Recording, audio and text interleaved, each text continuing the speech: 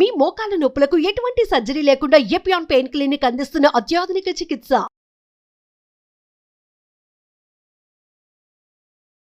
Hello everyone, మీరు చూస్తుంది Suman TV. నేను మీ కీర్తి.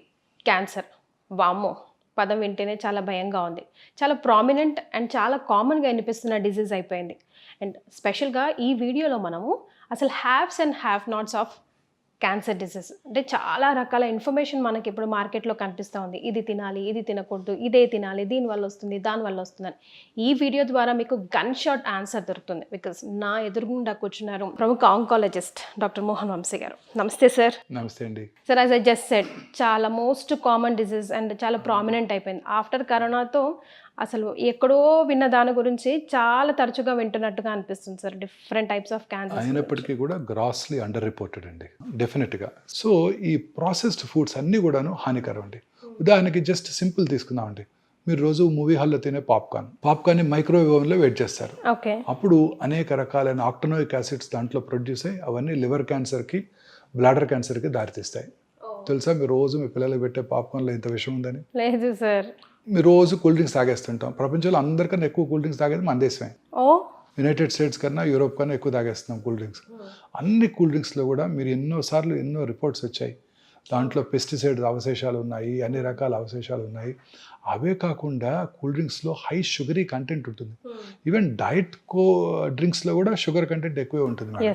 వీటన్నిటి వలన ఈ హై షుగర్, డెఫినెట్లీ షుగర్, చాలామంది అడుగుతుంటారు క్యాన్సర్ పేషెంట్స్ నన్ను, షుగర్ తీసుకుంటే క్యాన్సర్ పెరిగిపోతుందంట కదా, క్యాన్సర్ వచ్చిన వాళ్ళు షుగర్ తినకూడదంట కదా. అది కరెక్ట్ కాదు. అన్నీ మితాహారం తీసుకోవాలి. ఎవ్రీథింగ్ ఇన్ మోడరేషన్ ఉండాలి. కానీ మోడరేషన్. మనకి కార్బోహైడ్రేట్ అవసరం, ప్రోటీన్ అవసరం, ఫ్యాట్ అవసరం, ఆయిల్ కూడా అవసరమే. సో ఈ షుగర్ కంటెంట్ ఎక్కువ తీసుకున్నప్పుడు అనేక రకాలైన ప్రాబ్లమ్స్ వస్తాయి madam. Most often it is obesity and cancer, in addition to cardiovascular diseases. చాలా కామన్గా చూస్తున్నామండి. సో ఈ కోలాస్ ఇవన్నీ కూడా మనం పూర్తిగా అవాయిడ్ చేయాల్సి ఉంటుందండి. ఈ కోలాస్ అన్నీ కూడా అన్ని రకాల షుగరీ డ్రింక్స్. ఇప్పుడు పాప్కార్న్ అన్నారు కదా సార్, ప్రాబ్లం పాప్కార్న్ తోనా లేకపోతే ఓవెన్ లో చేయడం వల్ల? ఓవెన్ లో చేయడం వల్ల. That's what we have to, because oven big no. అలాగే దిస్ నాన్ స్టిక్ ప్యాన్స్, వాటిలో ఉండే మనం దోశ వేసినప్పుడల్లా దాంట్లో ఉండే కెమికల్ మన దోశలోకి వస్తుంది, దోశతో పాటు మనకు వస్తుంది. స్లో పాయిజనింగ్ అన్ని రకాలుగా కూడా.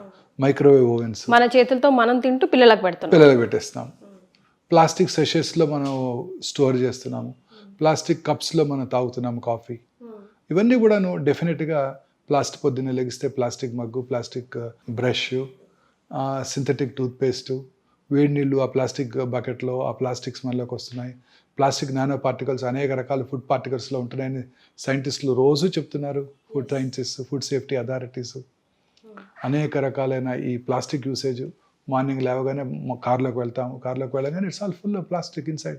మన సమ్మర్ హీట్లో ఆ ప్లాస్టిక్లో ఉన్న కొన్ని సబ్స్టెన్సెస్ ఎవాపరేట్ అయ్యి అవన్నీ టాక్సిక్ గ్యాసెస్ మనం రోజు ఇన్హేల్ చేస్తున్నాం. In addition to automobile pollution, మన రోజు ఉండే ఆటోమొబైల్ పొల్యూషన్తో పాటు ఈ ప్లాస్టిక్ పొల్యూషన్. మీరు సిగరెట్ తాగక్కర్లేదు, పంజగుట్ట చౌరస్తాలో 5 నిమిషాలు నుంచుంటే చాలు, 50 సిగరెట్స్ తాగినంత మీకు ఇల్ ఎఫెక్ట్స్ వచ్చేస్తాయి. సో అన్ని రకాలుగాను ఈ ఆటోమొబైల్ పొల్యూషను, ఫుడ్ పొల్యూషను, ఇవన్నీ కూడా మనకు అనేక రకాలుగా క్యాన్సర్ అవడానికి దోహదం చేస్తున్నాయి. అన్ని రకాల ఇండస్ట్రీస్ అండి. ఇప్పుడు ఉదాహరణకి రామగుండమే తీసుకుందామండి. Open cast mines, coal burn చేయడం జరుగుతుంది.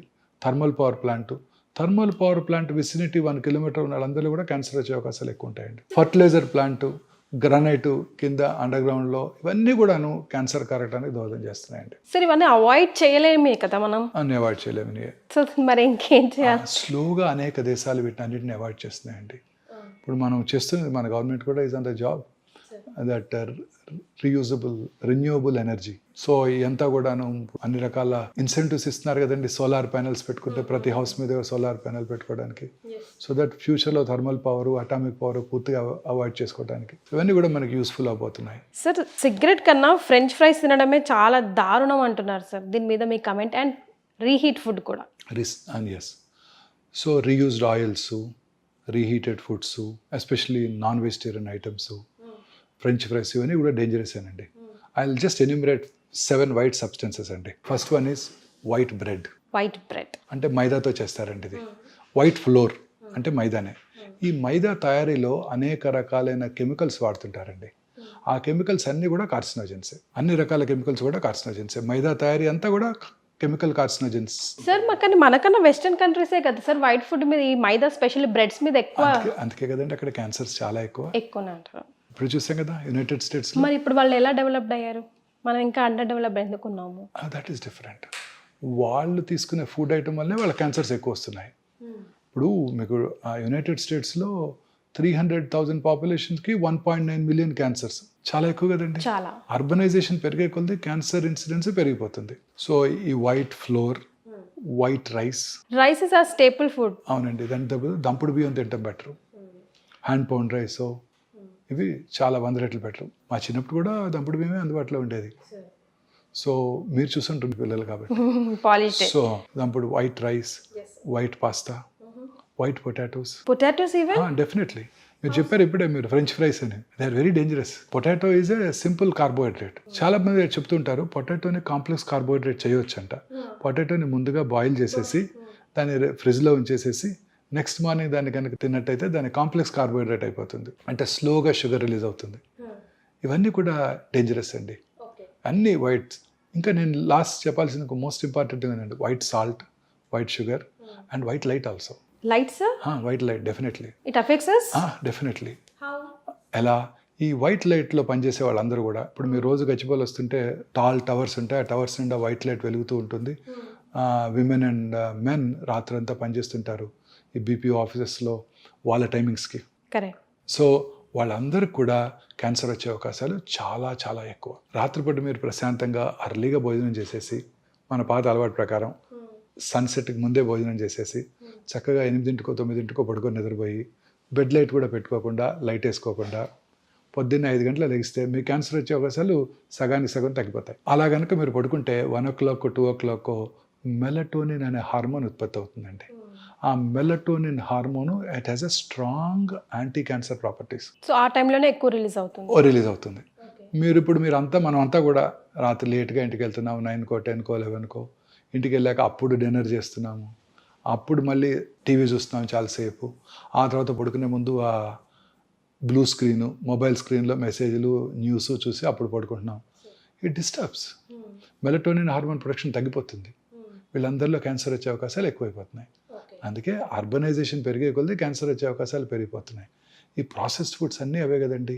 క్యాండ్ foods, canned tomatoes, canned fruit juices అన్నీ కూడా డేంజరసేనండి.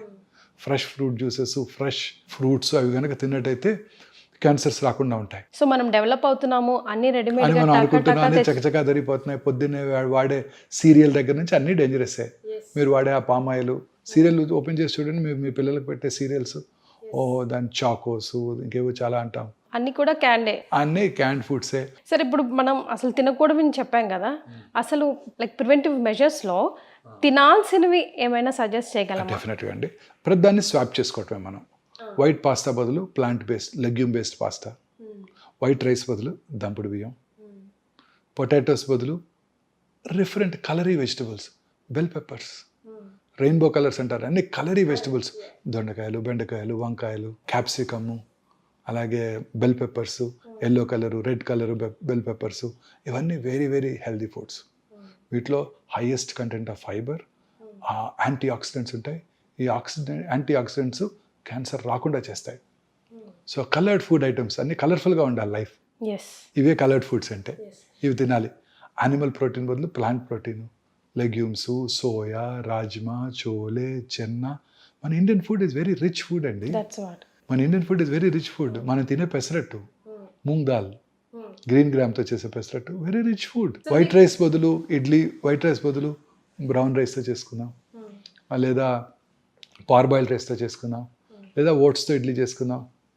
సో ఈ వైట్ రైస్ని ఓట్స్తోనో కిన్వాతోనో బాజ్రా రోటీస్ తిందాం, మైదా రుమాలి రోటీ అండ్ మైదా బతూరా బదులు హోల్ గ్రెయిన్ వీట్తో చేసిన పూరీలు తినొచ్చు కావాలి అనుకుంటే. ఆయిల్స్ కూడా ఈ రిఫైన్డ్ ఆయిల్స్ బదులు natural cold pressed oils, canola oil, ఇవన్నీ కూడా ఎసెన్షియల్ ఫ్యాటీ యాసిడ్స్ ఎక్కువ ఉంటాయి వాటిలో, omega-3 ఫ్యాటీ యాసిడ్స్. తర్వాత సీ ఫుడ్స్ వాటిలో highest content of omega-3 fatty acids ఉంటాయి, సాల్మన్ వాటిల్లో. సో ప్రపంచంలో అత్యధికంగా ఎక్కువ కాలం బతికే వాళ్ళు ఎవరో తెలుసా మీకు? జాపనీస్, స్పానియార్డ్స్. వాళ్ళు తినేదే సీ ఫుడ్ అని. వాళ్ళు ఫైబర్ ఎక్కువ తింటారు. ఇదే జాపనీస్ అమెరికా వెళ్ళారనుకోండి, సెకండ్ జనరేషన్ జాపనీస్లో క్యాన్సర్ ఇన్సిడెన్స్ చాలా తక్కువ, చాలా చాలా తక్కువ. లాంజివిటీ అబౌవ్ 90 బతికేస్తుంటారు అందరూ. They work hard and they eat very healthy food. ఇదే జాపనీస్ అమెరికా వెళ్ళారనుకోండి, వాళ్ళ పిల్లల్లోనూ వాళ్ళ గ్రాండ్ చిల్డ్రన్లోనూ మళ్ళీ క్యాన్సర్ ఇన్సిడెన్స్ ర్యాపిడ్గా పెరిగిపోతుంది. So Nigerians supposed to very developed country once upon a time in ఆఫ్రికాలో. నైజీరియాలో incidence of colon cancer is 1 per 100,000 population.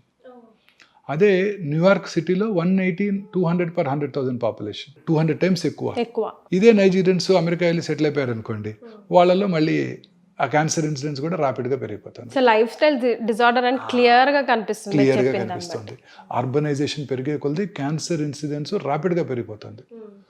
Rural ఇండియాలో 60-70 per 100,000 పాపులేషన్ క్యాన్సర్స్ ఉన్నట్టయితే ముంబైలో ఇట్ ఈస్ 150-170 per 100,000 పాపులేషన్. శాన్ ఫ్రాన్సిస్కోలో 500-600 per 100,000 పాపులేషన్. సో అర్బనైజేషన్ పెరిగే కొలది cancer incidence ర్యాపిడ్గా పెరిగిపోతుంది. అలాగే లాంజివిటీ పెరిగే కొలది కూడా క్యాన్సర్ ఇన్సిడెన్స్ పెరిగిపోతుంది. 80 సంవత్సరాల వయసున్న స్త్రీలు జూబిలీస్లో 100 మంది ఉన్నారనుకోండి, అందులో 10 మందికి బ్రెస్ట్ క్యాన్సర్ ఉంటుంది. 90 సంవత్సరాల వయసున్న స్త్రీలు జూబిలీస్లో 100 మంది ఉన్నారనుకోండి, వాళ్ళలో 16 మందికి బ్రెస్ట్ క్యాన్సర్ ఉంటుంది. సో ఇలా మన ఫుడ్ ఐటమ్స్ని మనం చేంజ్ చేసుకోవాలి. ఈ వైట్ రైస్ని బదులు ఇవి, వైట్ పాస్తా బదులు ప్లాంట్ బేస్డ్, మన ట్రెడిషనల్ ఫుడ్, మన గ్రాండ్ మదర్ తిన్న ఫుడ్ అన్నమాట. యానిమల్ ప్రోటీన్ బదులు వెజిటబుల్ ప్రోటీన్స్, వైట్ షుగర్ బదులు natural sugars, honey, stevia, jaggery ఇవి వాడుకోవచ్చు. అలాగే వైట్ సాల్ట్ బదులు lot of herbicides, lemon juice ఇవి వాడుకోవచ్చు వైట్ సాల్ట్ తగ్గించడం కోసం. సాల్ట్ కన్సంప్షన్ పూర్తిగా తగ్గిపోవాలండి. అన్ని రకాల జబ్బులకి ఈ వైట్ షుగర్, వైట్ సాల్టే కారణం, వైట్ రైస్తో పాటు. మన సౌత్ ఇండియాలో హైయెస్ట్ అనేది ఈ మూడే. మనం వైట్ ఫ్లోర్తో చేసే స్వీట్స్, మనం తినే స్వీట్స్ అన్నీ కూడా white flour, pastries, burgers, pizzas అన్నీ వైట్ ఫ్లోర్తో చేసేవే. పైగా మనం తినే ట్రెడిషనల్ స్వీట్స్ కూడా ఎక్సెప్ట్ కొన్ని బేసిన్ లడ్డు అలాంటివి తప్ప మిగతా అన్ని కూడా వైట్ ఫ్లోర్తో చేసేవే, ఇంక్లూడింగ్ గులాబ్ జామున్ అన్నీ వైట్ ఫ్లోర్తో చేసేవే. ఇవన్నీ డేంజరసేనండి. సో ఫైబర్ కంటెంట్ ఎక్కువగా ఉండే ఫుడ్ తీసుకోవాలి మనం.